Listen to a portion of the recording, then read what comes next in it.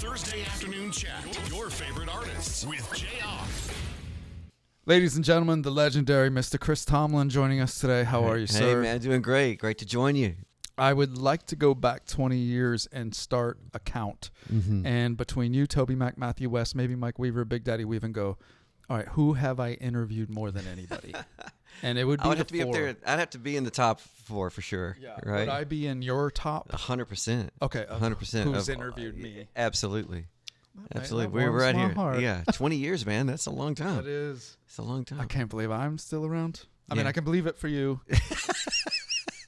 You got to where you are with this just God-given talent. I dropped out of community college. So, like, the fact that I'm still around is not as impressive. We're both here, man. We're both, God's grace on both of our lives we're for both sure. some small little towns. Small you know? town. Yeah. Both can't believe it for sure. We're going to, before we get going here, I have put your questions for this interview. Because I've interviewed you, so we got to keep refreshing so we don't just... we have put your questions in this, what we are calling the golden tube of mystery. We put real cash in there. There's fake cash. There's your questions. There's Publix coupon. I mean, it's just a ton of stuff that's going to be flying around your head. Okay. We need you to try for 30 seconds to just grab whatever is flying past your face and bring it back to me. So I have questions to ask you. Okay. And if there's any cash, keep it. Okay. I know you need some help. 3 kids trying to go through college. Exactly, man. And I got 3 girls. That's weddings. 3 weddings coming, and none of your songs really have taken off. So I can't get a song out there. So can you help me with that? 20 years you've been trying this game. Can you play something from me on the show today? Come on. He just keeps getting signed. They just keep renewing his deal. But no song. No songs. Okay, so let's do this. Hit it, Jake. You're about to see what's about to unfold here in the room. Yeah. It's sort of like a bouncy castle. What this was when I was coming in. So this looks like a bouncy castle, but there's no bouncy bottom. Okay. And so the questions are going to be flying in front of your face. Yes. And you just reach out and put in your pocket. Do you have a pocket on your jumper there? I do. Am I getting in this? Yeah. Okay. And there is a GoPro, so you can wave in the corner there. Okay. And it's going to come pretty fast. So you're going to be, I would suggest seeing where the flow is coming from and stand in front. So if it's coming circular, just stand in front and it'll be here. And just grab, put it in your pocket. And then after 30 seconds, we're going to bring all your stuff here. Wow. Okay. And that's what these lapel mics are for right here. Yeah. And so I'll be able to hear you in there, and people will be able to see you. And if something goes wrong, you'll be able to come get me. Yeah. Okay. Do you want a safe word? Yes. Yeah. Here we go. Let's walk over. Ready? All right. 5, 4, 3, 2, 1. Hit it. All right. Kick it around. There you go. Oh, yeah.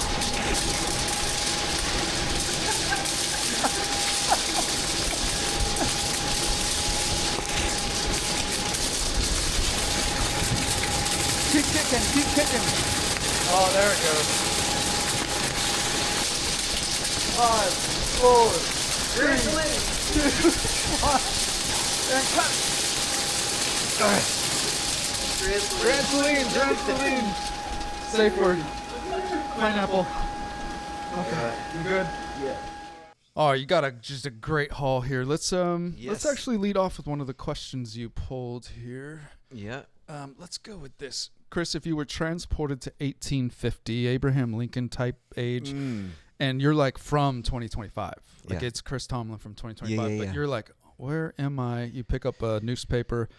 Are there newspapers in 1850? Probably. And you're like, oh, where am I? And you walk around for a week. How do you think you would fare? You've got this knowledge of the future. Right. But is it going to help you? What's your first plan of attack? Lodging? How do you think you're going to fare? Yeah. Oh my gosh, my first plan. I instantly think of what I do, right? This what have I done a profession? How does that work back then? Nothing. You're in Can trouble. Can you imagine? Like they think I've messed up the hymns now. Can you imagine back then? I go back to 1850. This guy is destroying our music. Yeah. What is You're this? the new Elvis that they're protesting. Completely. You're just saying how great thou art, and they're like, get out. Yes. They're like, no, this is not. What is this music? What is this going on? I'm totally messing up the church. Yeah. Everybody's mad at me. Yeah, I'm probably burned at the stake at 1850. You're being burned for sure. No, I can see you though. You know how to play piano. Yeah. So I can see you actually making your way into like one of those saloons where the doors swing open, and you're like, I need to eat. Yeah, so what do I do? And you're like, give me a shot on that piano. Yeah. Come on, let me play. But you're probably going to need to go country, not probably him. But can you imagine me sitting down? Yeah. It's like, how great is our God? They're like, what is this? I can hear, I got friends in lonely. Come on. It's like people look at me and like, what's in Michael J. Fox? Which is funny. You're saying this because when I was a kid, that's what they were. My grandmother, people said I looked like Michael J. Fox when I was a kid, and I would wear the vest. I would put the Back to the Future thing, and so this would be my moment, and I could go in and say, I could do some kind of. I could do a George Strait song or a Garth, something like that, and people and be like, "Your grandkids are gonna love this." You're great. You're great. Yeah, I don't know generation. I can't do I can't do the math. They're gonna love this. Actually, now that I think about it, I think you might want to stay there. You're gonna kill it there. These songs are great. Yeah. George Strait is never gonna know what you did. No. Garth will never know. No. It's like, God, these songs are amazing. Where'd you get these? Don't worry about it. Don't worry about it. You just sit back. You sit back. Order you another. Yeah.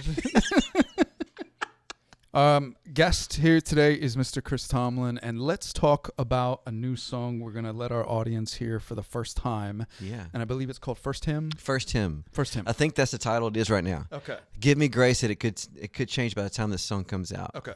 But that's what we're going with right now. All right. Can you walk us up? Because the title is First Hymn because it literally is. This will be the first hymn of the church, the earliest known. It's a rather recent discovery of the earliest known lyric with a musical notation to it.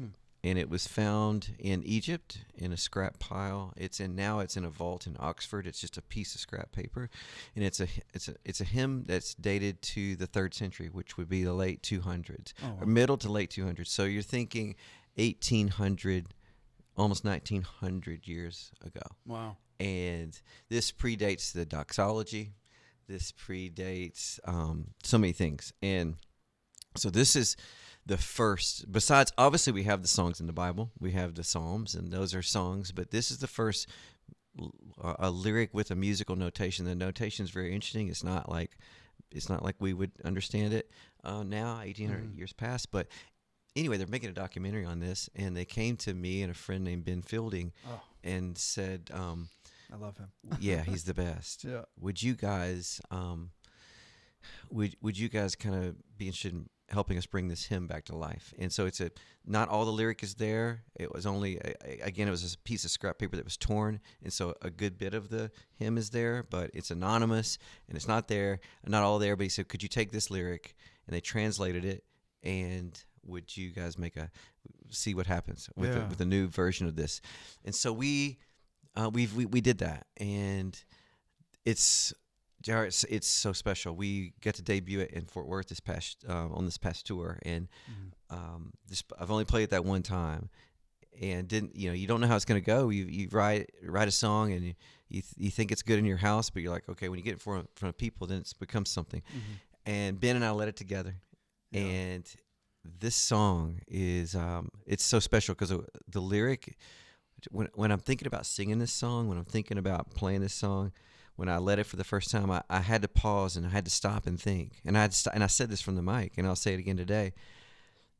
This was the worst time to be a Christian. This was the 200s. They were if you were a Christian, you were killed. You were dying for your faith. And I'm thinking about these people huddled up, singing this little song, singing this song of praise. Did they? Maybe they made it. Maybe they didn't. Right. But did they ever think 1,800 years later, an arena filled with people would be singing these words? And yeah, that's powerful. it was so powerful. And what I love about this is, my hope is not, and honestly, this is not selfishly, I hope this song finds its way. I hope it finds its way back into the church as we bring it back, because what a story.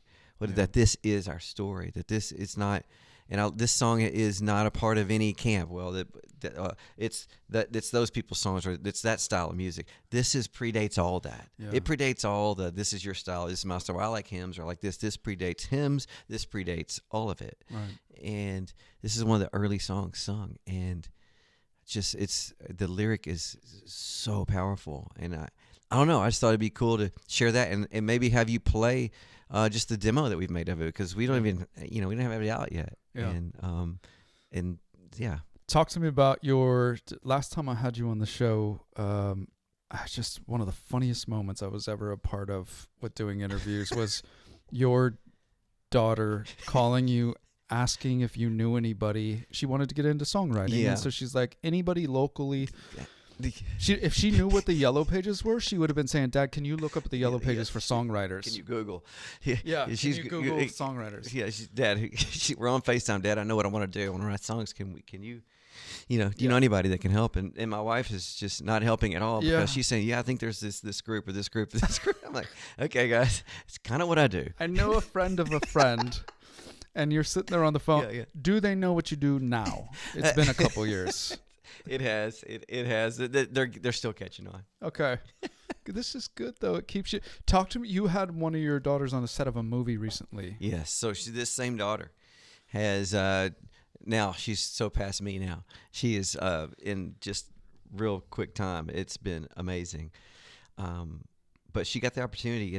God's been opening up crazy doors, and so I'll tell you how this happened. So she loves theater. She loves musical theater. She loves being at, she's done it at school, and she loves it. And so we took her to Broadway for her birthday, and to see the greats do it. And she was so inspired. She turned 13. It was her 13th birthday, teenager. So it was a big trip, and it was so fun. And we got to meet an agent who was at Broadway, and he helps cast these people, and he talked to her about what it means, to what it looks like, what you need to be thinking about, if this is what you want to do. It was just a fun thing. We weren't thinking anything much more than that. Mm-hmm. And then I got connected to one of the filmmakers and around here, and I said, could you talk to my daughter for a minute? She loves this, and would you mind just sharing the process? And so we did, and he said, you know what?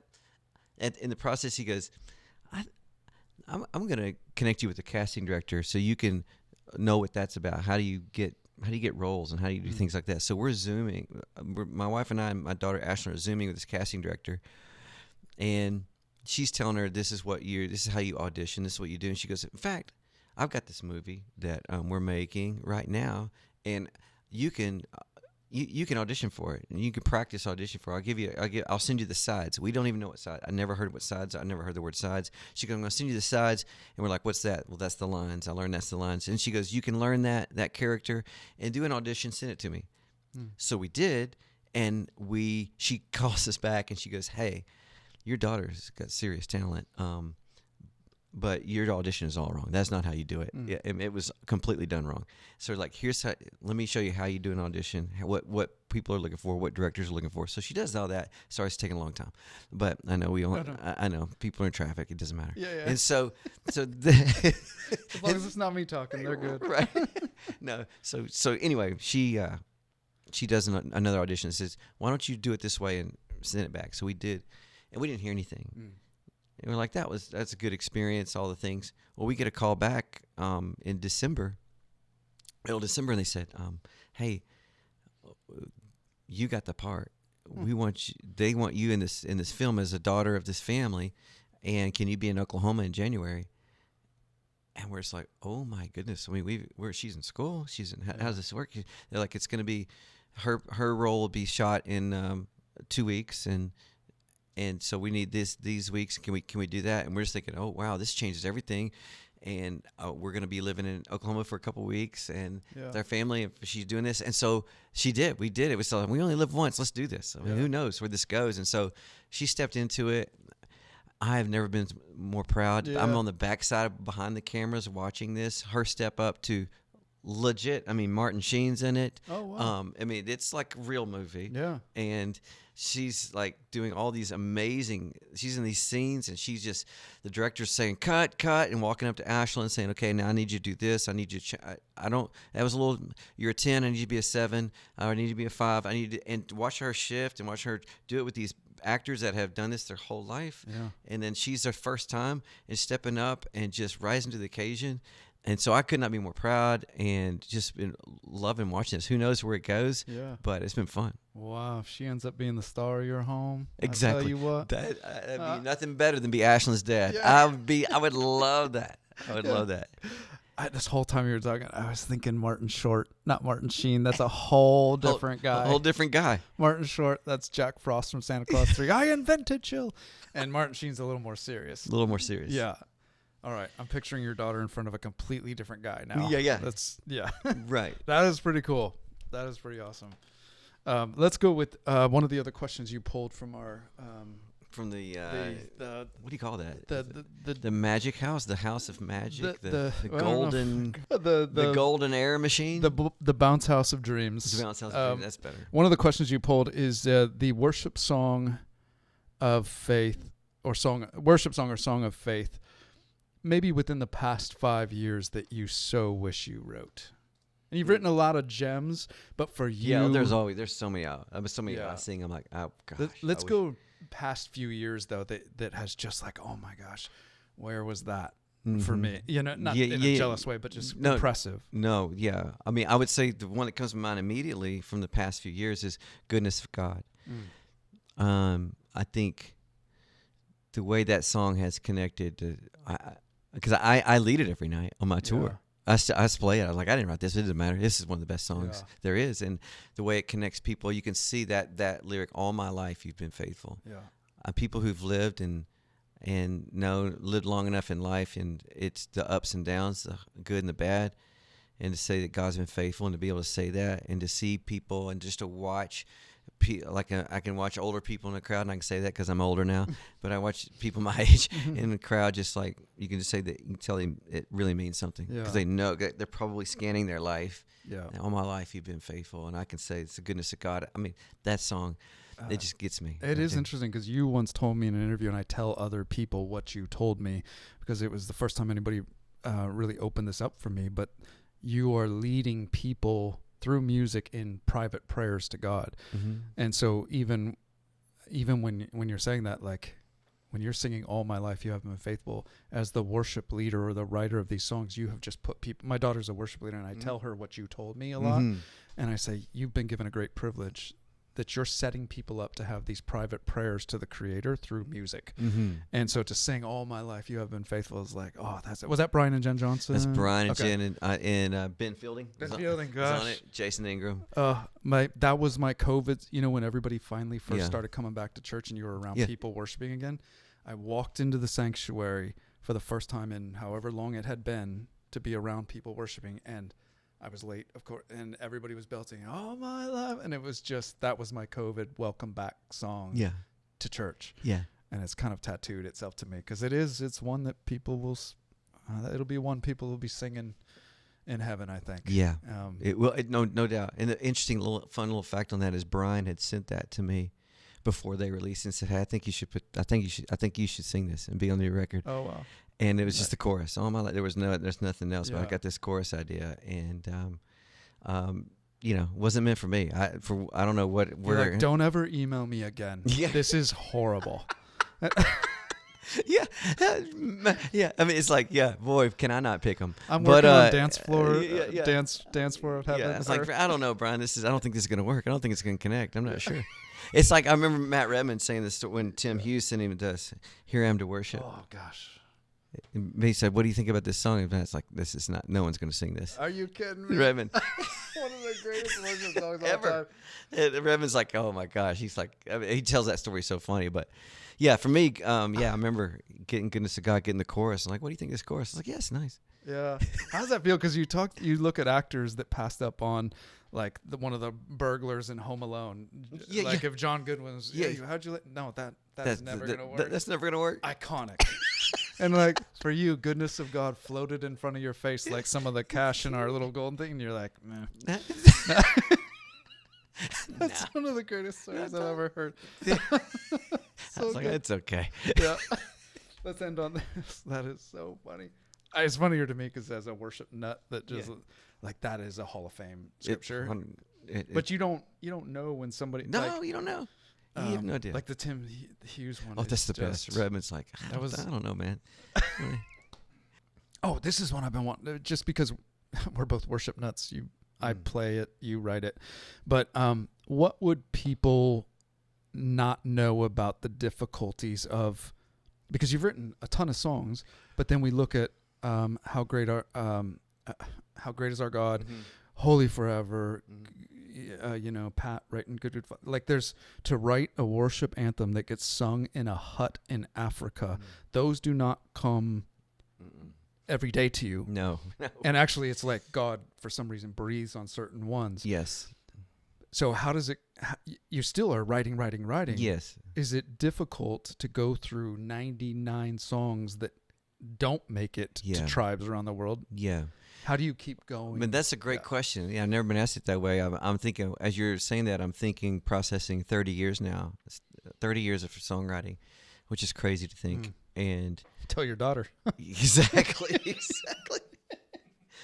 Hundreds and hundreds and hundreds, and now into thousands of songs. Yeah. And there's a couple, that make it to the huts, make it to the places where you just never would dream it would go. And, I just count it a privilege to be part of any of that, honestly, and to be one of those songs is amazing.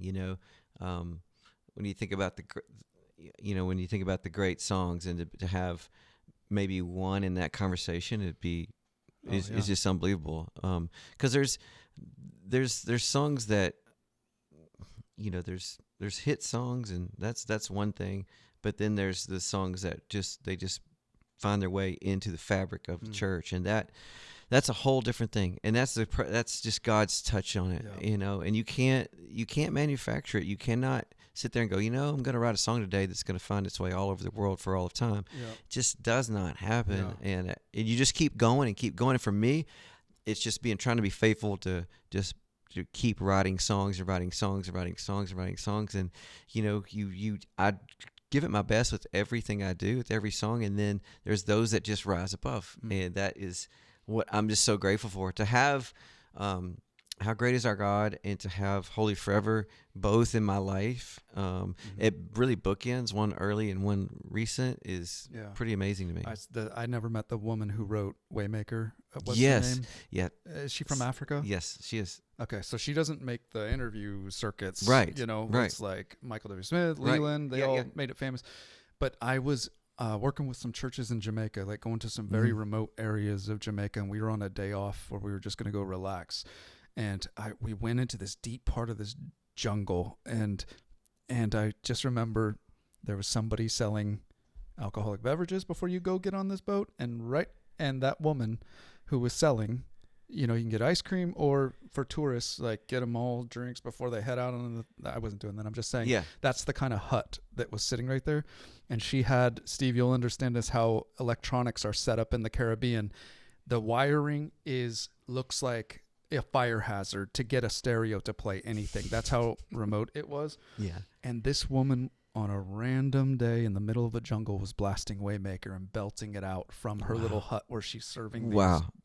And I just remember thinking, for some reason, God breathes life on certain songs that travel the globe. And it is. And what a special thing. And that's what's so special about the music, the songs of worship, just to go on a tangent for a minute. It's different than any other songs of the world. Yeah.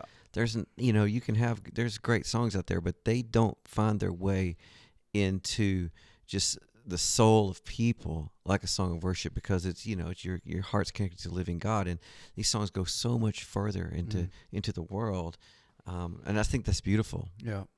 That's awesome. Looking forward to First Hymn being available to everybody if it exists under that name when it comes out, and also looking forward to seeing your daughter on the big screen. Thank you for the time, my friend. Thank you, man. Appreciate it. The Thursday Afternoon Chat. Your favorite artists with Jayar.